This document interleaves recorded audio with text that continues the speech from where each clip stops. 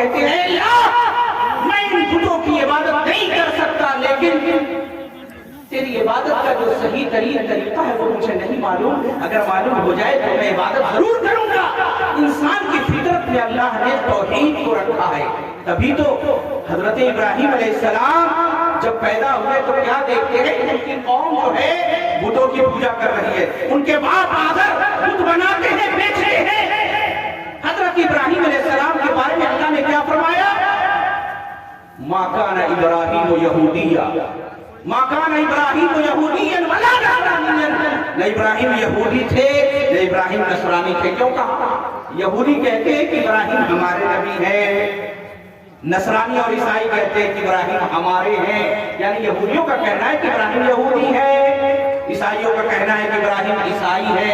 اللہ نے فرمایا کہ سنو، ما کان ابراہیم یہودیًا ولا نصرانیًا ولکن کان حنیفا مسلما، بلکہ ابراہیم دین حنیف کے پیروکار تھے، سیدھے اور سچے دین پر چلنے والے تھے۔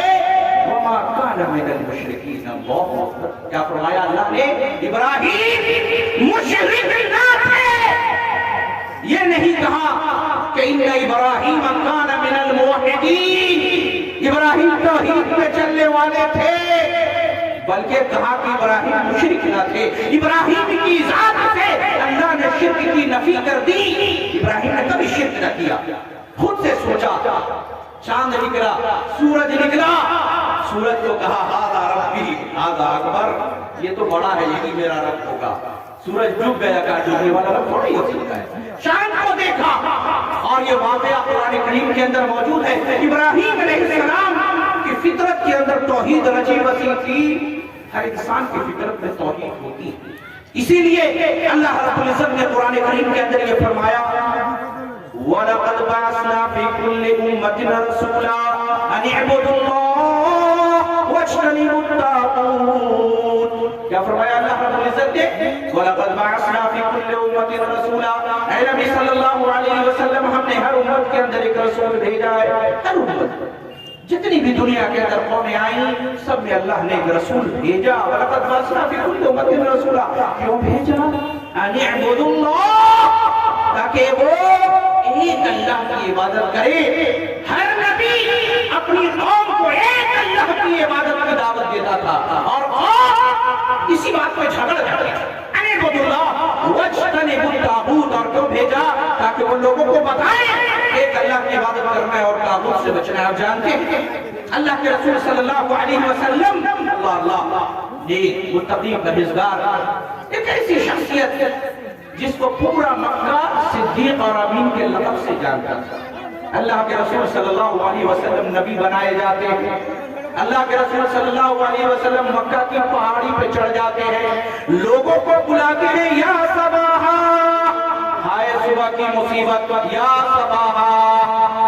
عربوں کا دستور تھا کہ جب کوئی اس طریقے سے پکارے کہ یا صباحا، سارے لوگوں کو جانا ہے، سننا ہے کہ وہ شخص کیا کہہ رہا ہے۔ اگر کوئی نہ جا سکا تو اس نے کسی نمائندوں کو بھیج دیا کہ جا کے دیکھو کہ کیا کہا جا رہا ہے۔ اللہ کے رسول صلی اللہ علیہ وسلم مکے کی پہاڑی پر موجود ہے، کہتے ہیں مکہ کے لوگوں، میں نے اپنی پوری زندگی تمہارے درمیان گزاری ہے، بچپن سے لے کر کے جوانی، اور اب تو یہ میری عمر 40 سال سے اوپر ہو چکی ہے، میں اس پختگی کو پہنچ چکا ہوں۔ میں نے کیا کبھی تمہارے درمیان کوئی جھوٹ بولا؟ میں نے کیا کبھی تمہارے درمیان کوئی عہد شکنی کی، کوئی دروغ کوئی کی؟ اللہ اکبر۔ نبی اپنی قوم کو توحید کی دعوت، رب العالمین کی وحدانیت کی طرف بلانے سے پہلے کہہ رہا ہے اے میری قوم کے لوگوں، کیا تم نے کبھی مجھے جھوٹ بولتے ہوئے پایا؟ اللہ اللہ، پوری قوم بیک زبان گواہی دیتی ہے ما جربنا الا صدقا، اے محمد ابن عبداللہ، ہم نے تیرے بارے میں سوائے سچائی کے اور کچھ نہیں پایا۔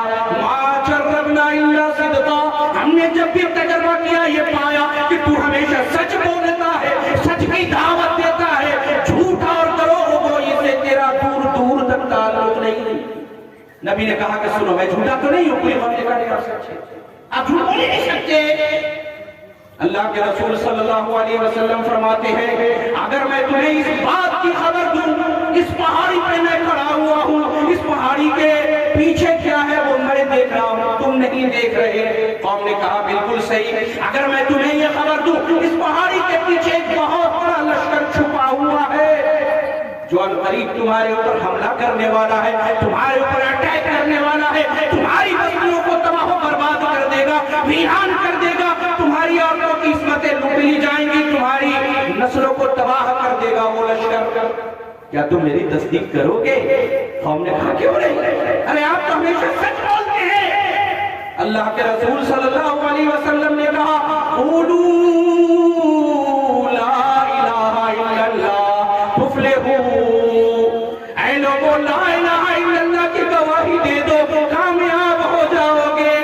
اور بعض روایتوں میں آتا ہے کہ نبی صلی اللہ علیہ وسلم نے فرمایا قولوا کلمۃ واحدۃ اے لوگوں ایک کلمہ کہہ ڈالو قولوا کلمۃ واحدۃ بہا تملکون العرب اگر اسے ایک کلمے کی گواہی دے دو گے اس ایک کلمے کی گواہی کی بنیاد پر تم عرب کے بادشاہ بن جاؤ گے.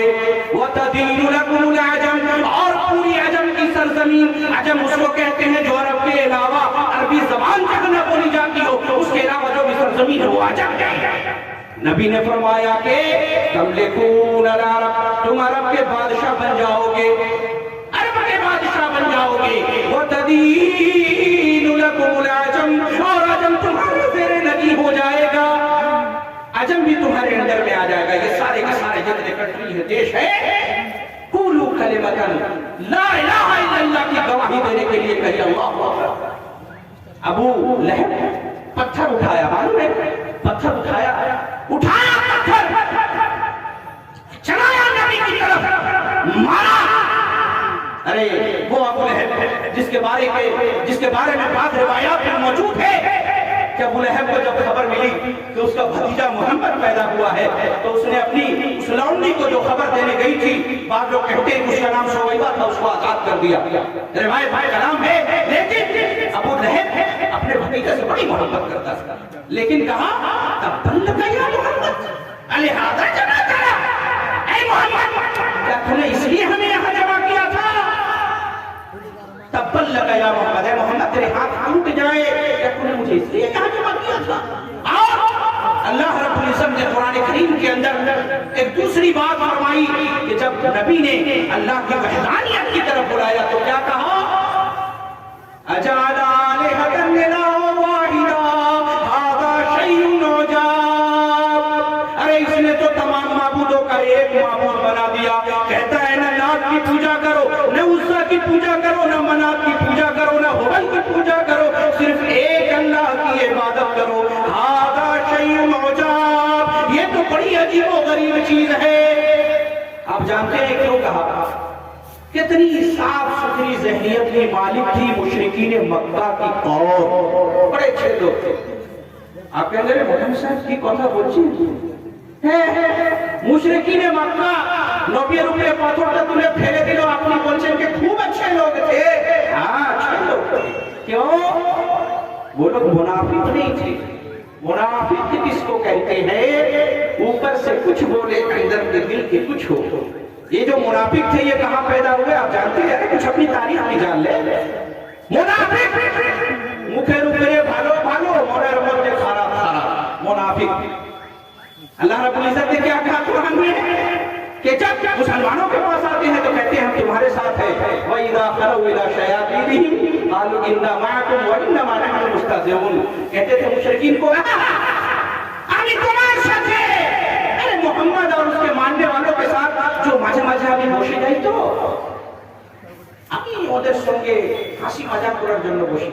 আরে আমি তোমার সাথে وَإِذَا خَلَوْا إِلَىٰ شَيَاطِينِهِمْ قَالُوا إِنَّا مَعَكُمْ وَإِنَّمَا نَحْنُ مُسْتَهْزِئُونَ.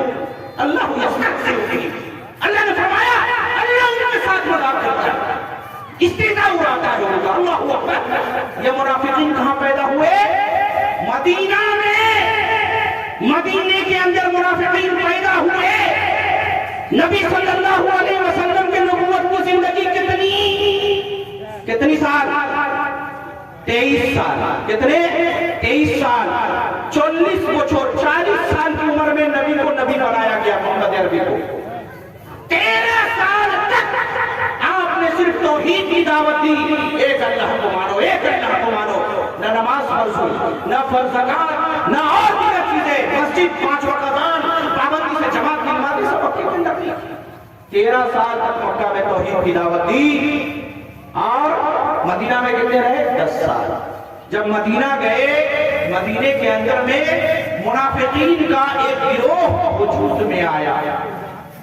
اور منافقین کا سردار کون تھا؟ عبداللہ بن ابی. مدینہ جانے سے پہلے لوگوں نے اس کو اپنا سردار بنا لیا تھا، تاج بنایا تھا. اس کو پہنائیں گے اور اس کو ہم اپنا اوس و خزرج جو 2 قبیلے تھے ان کا کہنا تھا کہ ہم اس کو اپنا بادشاہ مان لیں گے. اللہ اکبر.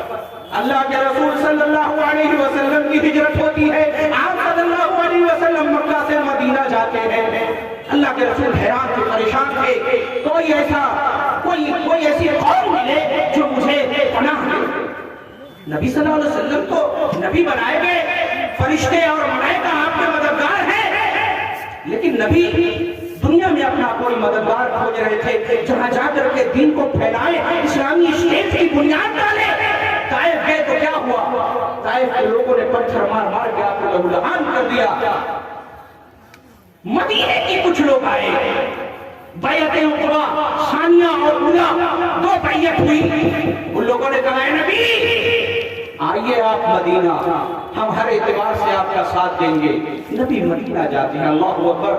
جب مدینہ جاتے ہیں حضرت انس رضی اللہ عنہ کہتے ہیں ہماری زندگی کے اندر، مدینے والوں کی زندگی کے اندر نبی جب مکہ سے مدینہ گئے اس سے زیادہ خوش قسمتی والا کوئی بھی نہیں تھا. اللہ اکبر. مدینے کی بچیاں بھی کہتی تھی طلع البدر علینا من ثنایات الوداع وجب الشکر علینا ما دعا للہ داعی. اللہ اکبر.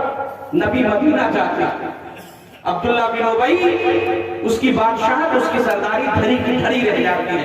اب جب نبی پہنچ گیا تو کیا کوئی بادشاہ، کیا کوئی سردار، کیا کوئی امیر، کیا کوئی مکھیا، نبی تو پوری کائنات کا امام بن کر گیا.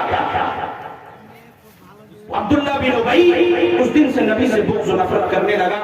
ظاہری طور پر ایمان لایا، وہ اور اس کے چیلے اندر ہی اندر اسلام اور مسلمانوں کے خلاف کام